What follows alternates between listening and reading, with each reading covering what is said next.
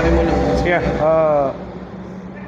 medyo mabigat, pero si Coach Eli very positive, and marami naman siya nakitang positive things na nangyari.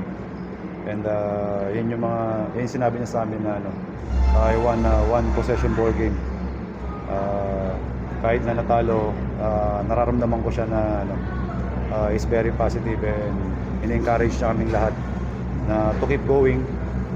Sabi niya babagsak din sa side namin, basta just keep working hard and be patient and believe sa sarili namin.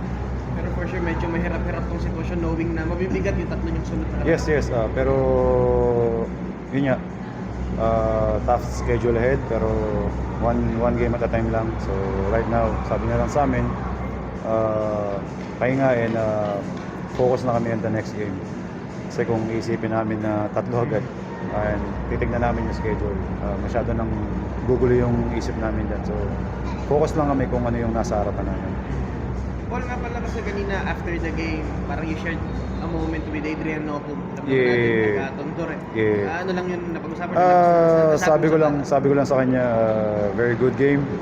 Sobrang proud ako sa iyo. Just keep going.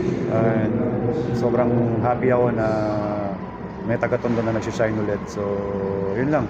I mean, I'm rooting for him na sana gumanda pa yung career niya sa PBA. Yun bang parang yung pagkaangas ng Tondo na kuha rin ni Adrian? Oo naman, kung sa kanya, baka doble pa nga nung sa akin eh. Kitang-kita naman natin kung paano niya tinake over yung laro from start to finish. So, grabe yung bata. And sky's the limit pa para sa kanya.